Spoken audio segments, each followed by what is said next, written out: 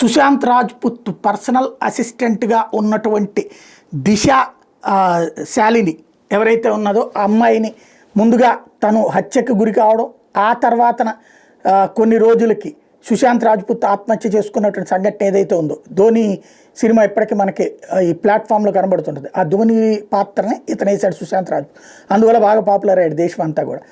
అతనికి సంబంధించిన ఆత్మహత్య నేపథ్యంలో ఇందులో అప్పట్లో అత్యాచారం హత్యకి గురయ్యింది తన కుమార్తె అని చెప్పినటువంటి సందర్భంలో దిశాశాలిని ఫాదర్ని పట్టించుకోలేదు.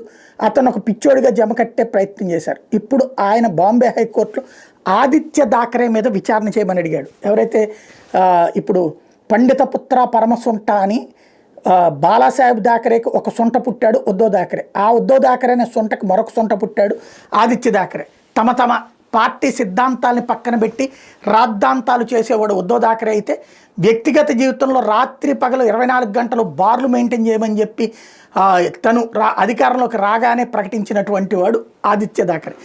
అలాగే డ్రగ్సు, బార్లు, మత్తు 24 గంటలు గోల్డెన్ స్పూన్ బేబీ గాడు కాబట్టి విచ్చలవిడిగా బ్రతికేశాడు. వాళ్ళ అమ్మ ప్రేమ అనేది వాడిని అట్ట తయారు చేసింది.